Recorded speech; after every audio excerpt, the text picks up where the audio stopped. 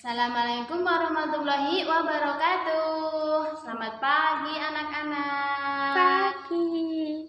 Bagaimana kabarnya anak-anak? Baik. Nah, siapa yang tidak masuk hari ini? Masuk semua ya? Nihil. Oh, nihil. Nihil apa tuh? Nah, oke lah, baiklah, perkenalkan. Sebelumnya Ibu di sini Ani Anja Pratiwi dengan NIM 2020201132. Nah, di sini Ibu akan mempraktikkan sebuah pembelajaran atau bisa disebut mengajar ya. Tepatnya itu praktek dulu. Nah, tentang bahasa Indonesia kelas 5 bab 1 yaitu tentang peristiwa. Sebelum kita memulai pembelajaran nih, alangkah baiknya kita melakukan sebuah tepuk semangat agar kalian bisa semangat dalam proses pembelajarannya. Oke, ikutin Ibu ya. Tepuk semangat. Yeay. Ya. Yuk. Ya. Oke, sekali lagi. Tepuk semangat. Hu. Ha. Hu. Ha. Oke lah, baiklah, itulah dari tadi. Tepuk semangat agar kita semangat belajar ya. Ini kan masih pagi, jadi kita harus tetap semangat belajar. Oke lah, sebelum melanjutkan materi kita pada pagi hari ini, sebelumnya Ibu mau bertanya nih, kan kalian habis mengalami sebuah liburan nih. Kemana aja nih liburannya? Rizky kemana aja liburannya?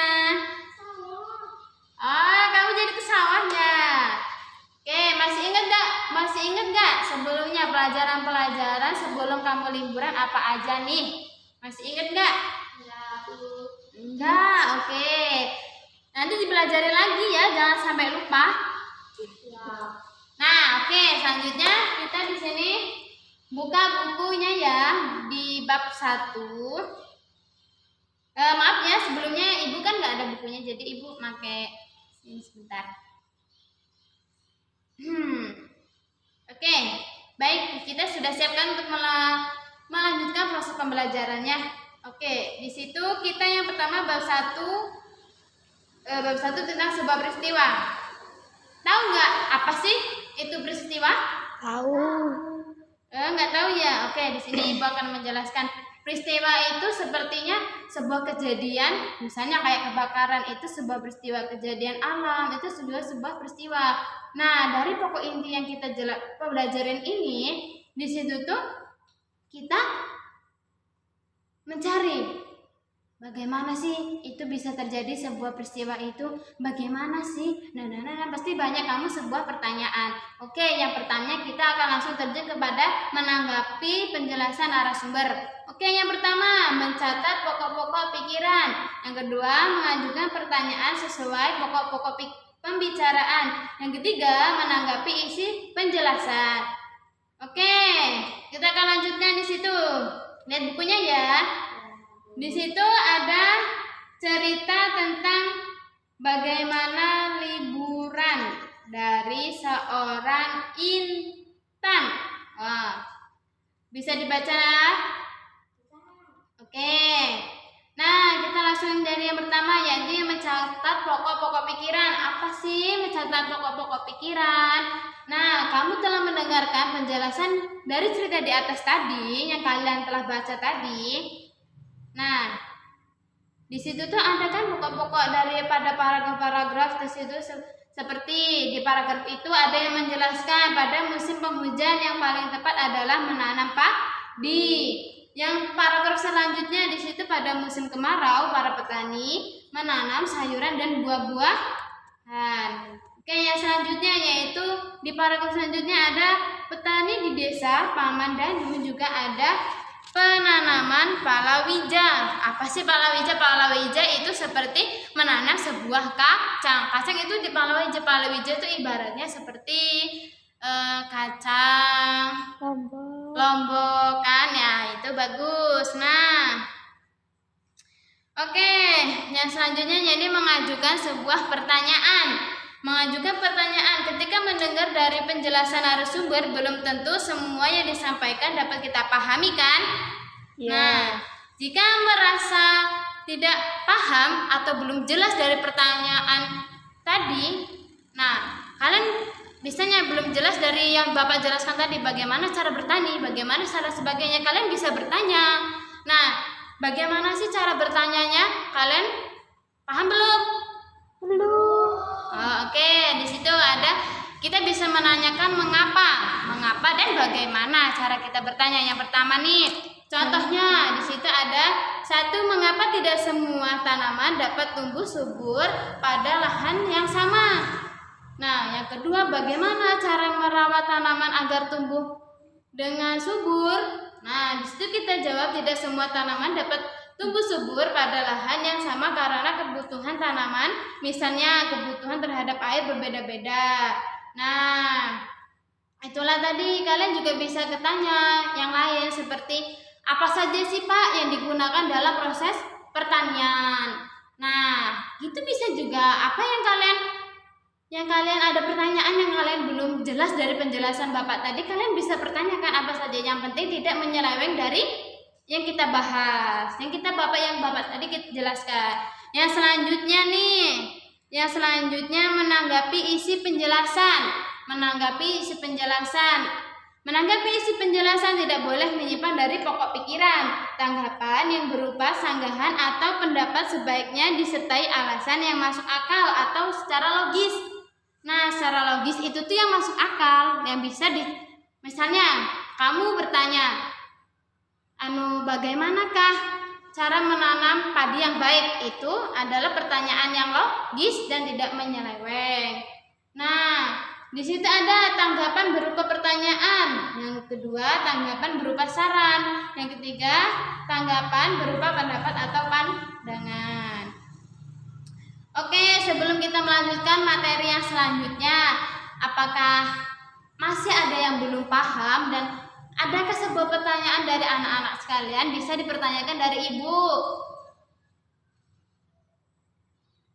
Enggak. Oh, enggak ada ya? Sudah paham semua ya? Ya. Oh, sudah paham semua. Jadi bisa kita lanjutkan nih pembelajaran selanjutnya. Oke, di situ ada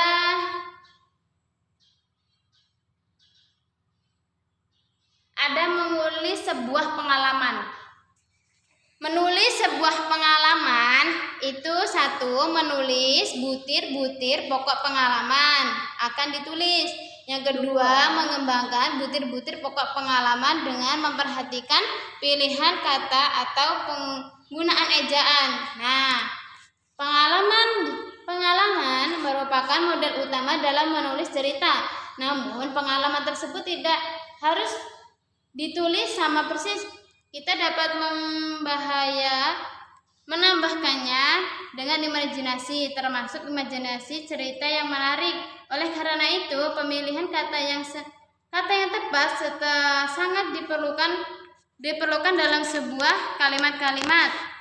Nah, itu tuh seperti menggunakan kata EYD. EYD itu seperti huruf abjad, kata-kata yang digunakan yang bisa dapat dipahami. Nah, yang selanjutnya ini 1, menulis butir-butir pokok pengalaman. Butir-butir pokok pengalaman yang kita tulis dapat kita kembangkan menjadi sebuah karangan atau cerita. Nah, semisalnya nih kalian ada cerita, kemarin saya liburan di Bandung.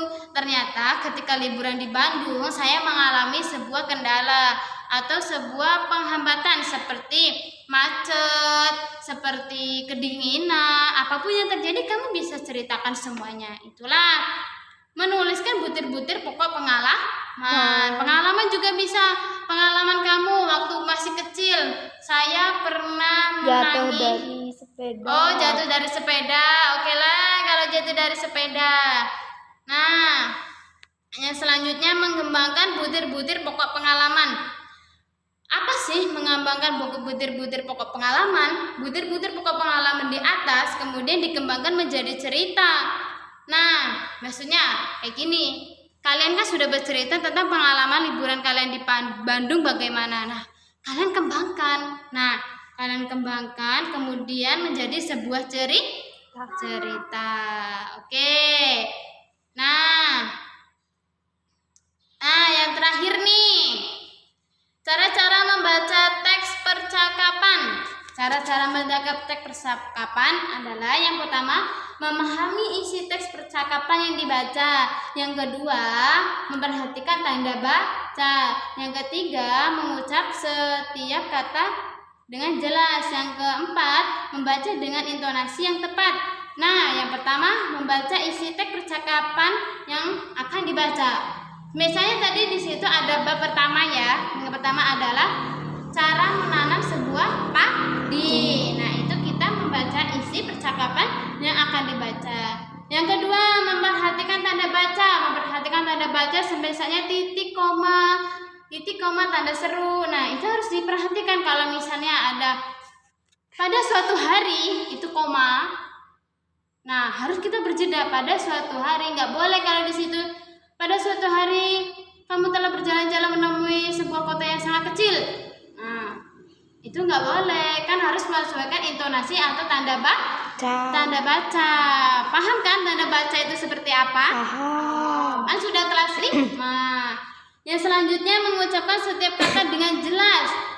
Bagi apa sih mengucapkan kata dengan jelas? Misalnya kamu bacanya tuh harus jelas benar-benar. Jangan bagaimana proses pembelajaran dulu, nggak boleh kayak gitu. Itu apakah disebut jelas? Kan orang kalau mendengarnya tidak Jelas.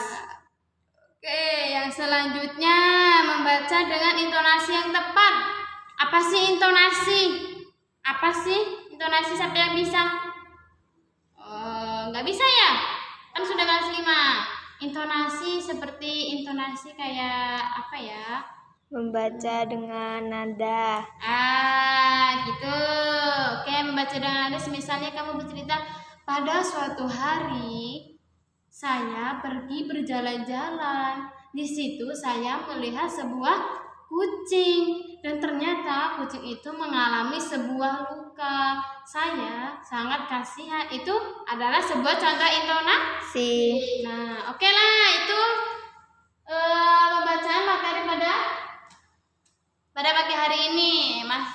Dari semua yang Ibu jelaskan tadi tentang sebuah peristiwa-peristiwa dan segala macam, ada nggak yang mau dan belum paham? Ditanyakan, tolong. Ayo, jangan dipendam. Ayo, ada nggak? Nggak ada nih, sudah paham semua?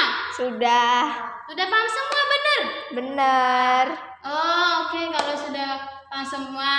Nah, di situ kan di buku halaman 54 ya, di situ ada tugas kan di situ sampai 5. Oke, besok nanti malam ya, atau kapan, pokoknya kalian kerjakan PR-nya di rumah. Nggak boleh. Oke lah, jadi sebelumnya ini sudah jamnya istirahat nih. Nah, oke lah. Sebelumnya Ibu akhiri itulah materi kita pada hari ini. Kurang lebihnya Ibu minta maaf yang sangat sebesar-besarnya karena Ibu juga masih belajar. Kepada Allah saya minta ampun. Saya akhiri. Wassalamualaikum warahmatullahi wabarakatuh. Waalaikumsalam warahmatullahi wabarakatuh.